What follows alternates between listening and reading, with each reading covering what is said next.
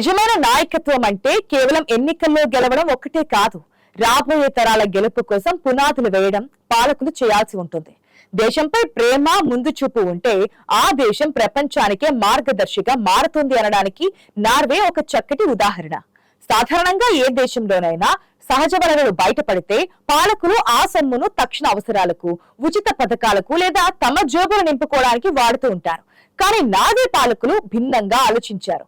వారు కేవలం ప్రస్తుత ఓటర్ల గురించి మాత్రమే కాకుండా ఇంకా పుట్టని తమ మనవలు, ముని మనవరాళ్ల భవిష్యత్తు గురించి ఆలోచించారు. నార్వే ఒక చిన్న స్కాండినేవియన్ దేశం. 1969వ సంవత్సరంలో ఆ దేశ సముద్ర గర్భంలో ఎకోఫిక్స్ అనే భారీ చమురు క్షేత్రం బయటపడింది.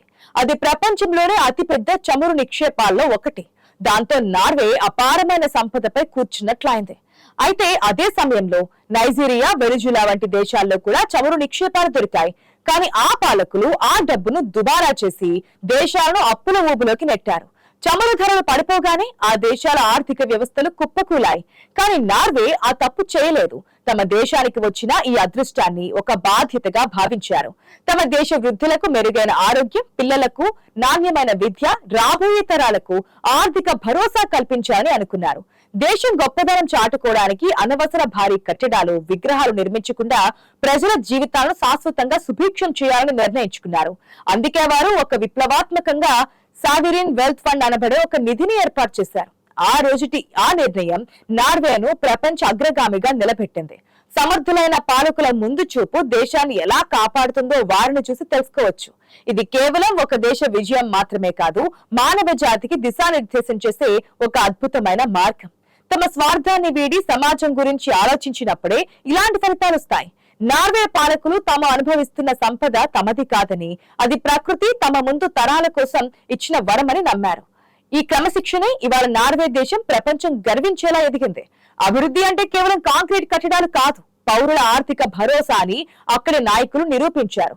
చమురు వెలికితీత ద్వారా వచ్చే ప్రతి నాణ్యం దేశ గౌరవాన్ని ఎలా పెంచుతుందో వారు ప్రపంచానికి చూపించారు. అందుకే నేడు ప్రపంచం మొత్తం నార్వే వైపు ఆశగా చూస్తోంది. చమురు ద్వారా వచ్చే ఆదాయాన్ని ఎలా నిర్వహించాలనే విషయంలో నార్వే పార్లమెంట్ 1990లో ఒక చారిత్రక నిర్ణయం తీసుకుంది. అదే ప్రభుత్వ పెన్షన్ నిధి. దీని నియమాలు చాలా కఠినంగా, అంతే స్పష్టంగా ఉంటాయి. చమురు అమ్మకం ద్వారా వచ్చే ప్రతి పైసా నేరుగా ఈ నిధిలోకి చేరుతోంది. ఈ నిధిలోని సొమ్మును ప్రభుత్వం తన ఇష్టానుసారం ఖర్చు చేయడానికి వీల్లేదు. కేవలం ప్రతి ఏటా వచ్చే లాభంలో 3% మాత్రమే బడ్జెట్ అవసరాల కోసం వాడుకోవాలి. మిగిలిన సొమ్మును ప్రపంచ వ్యాప్తంగా ఉన్న లాభసాటి కంపెనీల్లో పెట్టుబడిగా పెట్టాలి. ఈ నిర్ణయం తీసుకున్నప్పుడు చాలా మంది విమర్శించారు. ప్రస్తుత ప్రజలు పన్నుల భారంతో ఇబ్బంది పడుతుంటే ఎప్పుడో పుట్టబోయే వారి కోసం ఈ దాచడం ఏంటని ప్రశ్నించారు. ఈ సంపద కేవలం మనది మాత్రమే కాదు, రాబోయే తరాలకు కూడా ఇందులో సమాన వాటా ఉంది.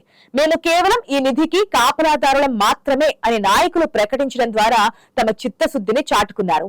1996లో మొదటిసారిగా కేవలం $150 మిలియన్ ఈ నిధి ప్రయాణం మొదలైంది. రాజకీయ ఒత్తిళ్లొచ్చిన, ఆర్థిక మాంద్యాలు ఎదురైనా ఆ నిబంధనలను వారు ఎన్నడూ అతిక్రమించలేదు. వారు పాటించిన క్రమశిక్షణే ఇవాళ నార్వేను ఒక అజేయమైన ఆర్థిక శక్తిగా మార్చింది. వారు కేవలం డబ్బును దాచడమే కాకుండా ప్రపంచంలోని దిగ్గజ సంస్థలైన యాపిల్, మైక్రోసాఫ్ట్ సహా 9,000 కంపెనీల వాటాలను కూడా కొన్నారు. అంటే ప్రపంచంలోని ప్రతి ప్రధాన కంపెనీ లాభాల్లో నార్వే పౌరులకు వాటా ఉంది. ఈ వ్యూహాత్మక పెట్టుబడుల వల్లే అతి తక్కువ కాలంలోనే ఆ నిధి ఊహించని స్థాయికి పెరిగింది. కాలం గడుస్తున్న కొద్దీ నార్వే తీసుకున్న కఠిన నిర్ణయాలు అద్భుతమైన ఫలితాలను ఇవ్వడం ప్రారంభించాయి. 1996లో మొదలైన $150 మిలియన్ నిధి 2000 సంవత్సరాల నాటికి $50 బిలియన్ చేరింది. ఆ తర్వాత 10 ఏళ్లలో అంటే 2010 నాటికి 500 బిలియన్లకు, 2017లో $1 ట్రిలియన్ మార్కును కూడా దాటేసింది. ప్రస్తుతం ఈ నిధి విలువ $2 ట్రిలియన్ పైమాటే. నార్వే జనాభా కేవలం 56 లక్షలు మాత్రమే. ఒకవేళ ఆ నిధిని అక్కడి ప్రజలందరికీ సమానంగా పంచితే మన కరెన్సీ ప్రకారం ప్రతి పౌరుడికి సుమారు $2,80,00,000 వస్తాయి.